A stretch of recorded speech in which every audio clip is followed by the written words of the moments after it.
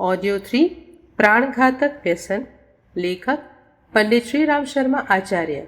भांग, गांजा और चरस की नाशकारी कुटेव। भांग और गांजा भारत के ग्रामों में फैले हुए महारोग हैं जो निरंतर भयंकर विनाश कर रहे हैं। दुर्भाग्य का विषय है कि हमारे अपढ़ पिछड़े साधु, वैरागी, भिखारी, पंडे, पुरोहित लोग भांग के विशेष शौकीन रहते हैं। भगवान शंकर की आड़ लेकर ये लोग निरंतर भांग, गांजे और चरस का प्रयोग करते हैं। हमारा कलंक है कि हम ऐसे साधुओं को घृणा नहीं करते। श्री बैजनाथ महोदय लिखते हैं, भांग, गांजा, चरस के प्रचारक तो 56 लाख उत्साही साधु तथा ग्रामों में स्थित मंदिर है। मंदिरों और साधुओं द्वारा भक्ति का प्रचार कितना होता है सो तो भगवान ही जाने, किंतु वे प्रायः भंगड़ियों के अड्डे तो जरूर होते हैं। शाम सुबह ग्राम के व्यक्ति बाबूजी की धुनी पर और शहरों के सेठिया तथा गुंडे इत्यादि अपने बाग बगीचों या शहर के बाहर वाले मंदिरों में भांग छानने अथवा सुल्फा पीने यानी कि गांजे का दम लगाने के लिए नियम एवं एक निष्ठा पूर्वक एकत्र होते हैं। ये लाखों स्थान दुर्गुणों को बढ़ाने का कार्य कर रहे हैं। तीर्थ स्थानों में तो यह बुराई और भी अधिक परिमाण में पाई जाती है। प्रत्येक घाट तथा मंदिर निश्चित रूप से भांग का अड्डा होता है। स्मरण रखिए, भांग, गांजा, चरस इत्यादि भयंकर विषैले पदार्थ है। इनमें प्रवृत्त होने से मानव की वृत्तियां पापमय हो जाती है, मन उत्तेजना एवं विकारों से परिपूर्ण हो जाता है। सुश्रुत ने इन्हें कफ और खांसी वर्धक बताया है। भांग का पौधा विषैला है, जिससे भांग, गांजा, चरस तीनों निशीली चीजें तैयार होती हैं। सुश्रुत ने भांग या गांजे के पौधे का स्थावर विश्व में उल्लेख किया है और उसकी जड़ को विष माना है। देखिए सुश्रुत कल्प अध्याय 2। कुछ चिकित्सकों के अनुसार इन मादक वस्तुओं के प्रयोग से शक्ति क्षीण होती है, नेत्र का रंग सुर्ख पड़ जाता है और सर में चक्कर आने लगते हैं। भांग पीकर मदहोश हो जाते हैं और भोजन अधिक खाते हैं, किंतु यह तो एक प्रकार की अस्वाभाविक क्षुधा होती है। नशा उतरने पर अपच, पेट का भारीपन, उल्टी तथा पेट के अन्य विकार उत्पन्न होते हैं। गांजा पीने वालों के दिमाग बहुत जल्दी बिगड़ जाते हैं। भांग पीने वालों के चित्त की स्थिरता आ जाती रहती है और उचित अनुचित का विवेक नहीं रहता। भंगड़ी व्यक्ति सनकी होता है। उसके मन में जैसे ही एक बात उठती है वह वैसे ही उसे कर बैठता है। ये व्यर्थ के व्यय मनुष्य को पनपने नहीं देते। गरीब मूर्खों की अधिकतर आय इन्हीं अनावश्यक मादक वस्तुओं में नष्ट हुआ करती है। भांग, गांजा, चरस इत्यादि से मनुष्य की वासना उद्दीप्त होती है और वह व्यभिचार में प्रवृत्त होता है। ऐसा व्यक्ति व्यापार, उद्यम, कला कौशल या किसी उत्तरदायित्व पूर्ण करने को कार्य योग्य नहीं रह जाता। अफीम का घातक दुर्व्यसन। शराब, तमाकू, पान आदि की भांति अफीम भी प्रचलित है। इसका नशा घातक है और तनिक सी अधिक मात्रा में लेने से मृत्यु का भय है। श्रीयुत पैटन ने भारत में अफीम नामक पुस्तक में इस प्रकार लिखा है, भारत में बच्चों तक को अफीम दी जाती है। थकावट तथा जाड़े को भगाने के लिए भी उसका उपयोग किया जाता है। किसी बीमारी को रोकने या भगाने के लिए लोग अफीम का सेवन करते हैं और अनेक केवल व्यसन के लिए खाया करते हैं। ये सभी सेवन के तरीके कृत्रिम और अनुचित है। बच्चों को देने से वे नशे में पड़े तो रहते हैं, किंतु उनका स्वास्थ्य नष्ट हो जाता है, भूख मारी जाती है, स्वाभाविक चैतन्य शक्ति, उल्लास, उत्साह, प्रसन्नता मारी जाती है, शरीर कृश, दिमाग निर्बल एवं रक्तहीनता हो जाती है। उनकी जीवन शक्ति क्षीण हो जाने से वे जल्दी ही बीमारियों के शिकार बनते जाते हैं। दवाइयों तक का उन पर कोई प्रभाव नहीं पड़ता। ऐसे बच्चे जब अध्ययन में पढ़ते हैं तो उनमें एकाग्रता और कुशाग्रता का अभाव होता है। थकावट और जाड़े से मुक्ति के लिए इसका प्रयोग करना मूर्खता है, क्योंकि इससे कई स्वास्थ्यकर वस्तुएं इसके लिए उपलब्ध हो सकती है। क्षण भर नशे में हम यह भूले रह सकते हैं कि हम थके हुए नहीं हैं, किंतु अफीम का नशा उतरने पर और भी निर्बलता एवं आलस्य घर दबाता है। न दर्द, न थकान, न जाड़ा कोई भी हटते नहीं, वरन यह नशा लाकर रोगों या थकान के वास्तविक लक्षणों को ढक देती है।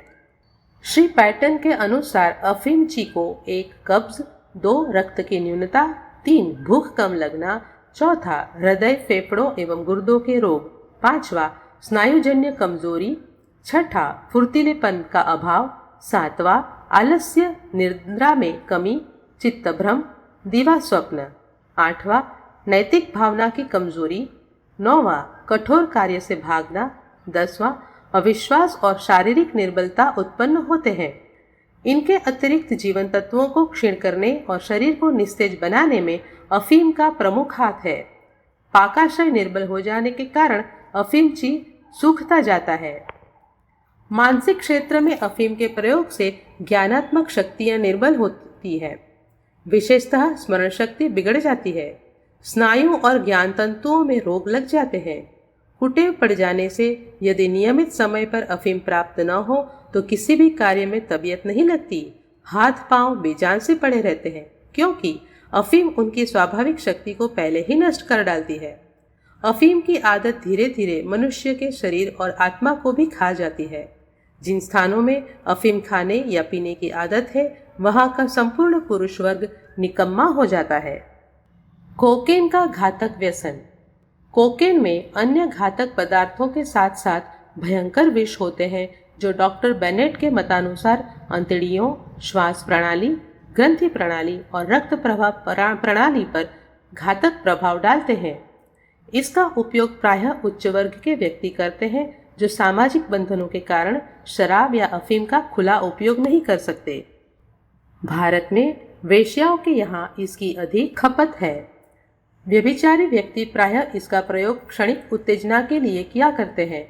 इसके नशे में वे सत असत विवेक बुद्धि को भूल जाते हैं। कोकेन के दुष्परिणाम बड़े भयंकर है। इससे पाकाशय के स्नायु तथा ज्ञान तंतु अकर्मण्य हो जाते हैं। फलतः 2-2-3-3 दिन क्षुधा प्रतीत नहीं होती, शरीर क्रूश हो जाता है। आरंभ में कोकेन के प्रयोग से ज्ञान तंतु और स्नायु के उद्गम स्थान पर कुछ झंझनाहट और वेग प्रतीत होता है, परंतु यह आवेग आध घंटे से अधिक विशेष नहीं रहता। उतार प्रारंभ होने पर हृदय डूबता सा मालूम होता है। संपूर्ण शरीर पर आलस्य एवं नैराश्य की भावना छा जाती है। एक प्रकार का शैथिल्य एवं शारीरिक निर्बलता सर्वत्र छा जाती है। कोकेन खाने की आदत अन्य मादक वस्तुओं की अपेक्षा अधिक लुभावनी है, परंतु बड़ी भयानक भी है। इससे शारीरिक, मानसिक और आचारिक निर्बलता उत्पन्न हो जाती है। थोड़े समय तक इसका अभ्यास करने से इसके खाने और प्रभाव देखने की एक अनियंत्रित इच्छा प्रकट होने लगती है, सो किसी प्रकार तृप्त नहीं हो पाती और बिना जान लिए नहीं शांत होती। कोकेन वास्तव में ईश्वरीय कोप स्वरूप है, जिसके फंदे में फंसने से अखतनीय दुर्गति होती है। हमारी सभ्यता का कलंक, नैतिक चरित्रहीनता। आज की दुनिया में शराब, गांजा, सिगरेट, पान इत्यादि तो गजब ढा ही रहे हैं, किंतु उससे भी महाभयंकर समस्या मानसिक और नैतिक चरित्रहीनता की है। नशा पीकर बुद्धि विकारग्रस्त होती है तथा मनुष्य मानसिक व्यभिचार में प्रवृत्त होता है। वासना मूलक कल्पनाओं के वायुमंडल में फंसा रहने से प्रत्यक्ष व्यभिचार की और दुष्प्रवृत्ति होती है। व्यभिचार हमारी सभ्यता का कलंक है, जिस पर जितना लिखा जाए उतना कम है। व्यभिचार एक ऐसी सामाजिक बुराई है जिससे मनुष्य का शारीरिक, सामाजिक और नैतिक पतन होता है। परिवारों का धन, संपदा, स्वास्थ्य नष्ट हो जाते हैं। बड़े बड़े राष्ट्र विस्मृति के गर्त में डूब जाते हैं। परिताप का विषय है, भ्रूणे में फैलकर व्यभिचार की महाव्याधि हमारे नागरिकों, समाज, गृहस्थ एवं राष्ट्रीय जीवन का अधःपतन कर रही है। इसके परिणामों का उल्लेख करते हुए हृदय कांप जाता है। आज की पत्र पत्रिकाओं, समाचार पत्रों में छपने वाले विज्ञापनों को देखिए। आज के समाज का आईना आपके समक्ष आ जाएगा।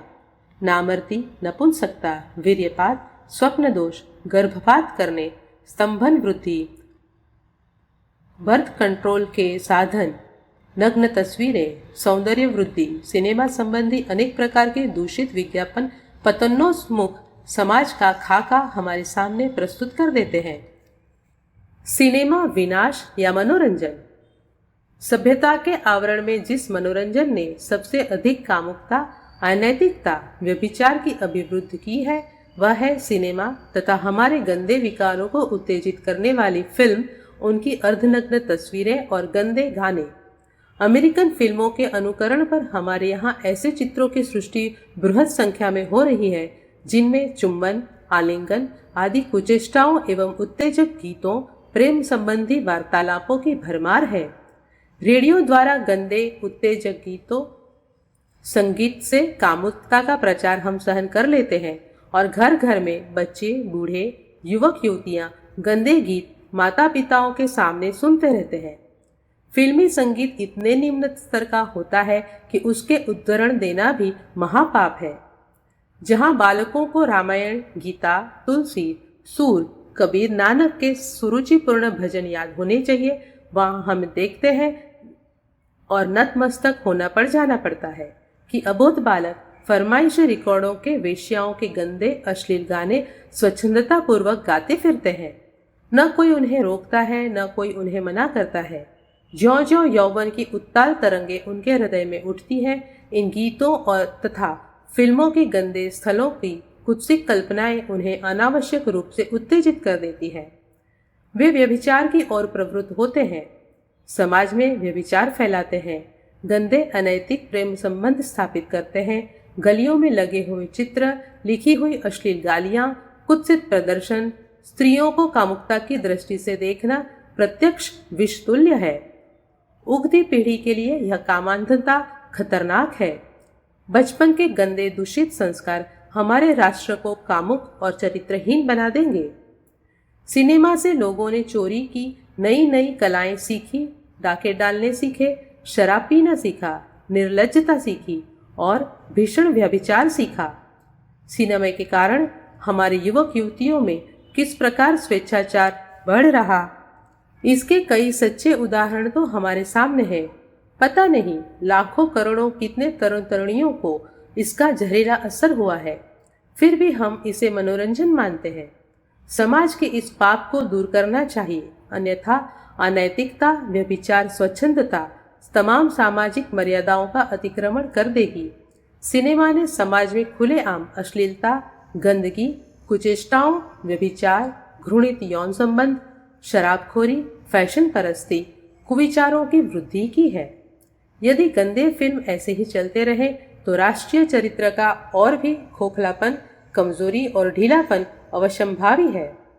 यदि हमारे युवक युवतियां अभिनेताओं तथा अभिनेत्रियों के पहनावे, श्रृंगार, मेकअप, फैशन, पैंट, बुशर्ट, साड़ियों का अंधानुकरण करते रहे तो असंयमित व्यभिचार की ओर खींच रहे हैं। उनका मन निरंतर अभिनेत्रियों के रूप, सौंदर्य, फैशन और नाज नखरों में भंवरे की तरह अटका रहता है। इन गंदी कल्पनाओं को समीप के स्थानों में प्रेमिका खोजकर कुचेष्टाओं से चरितार्थ करते हैं। अश्लीलता के इस प्रचार पर सरकार द्वारा कड़ा नियंत्रण लगना चाहिए।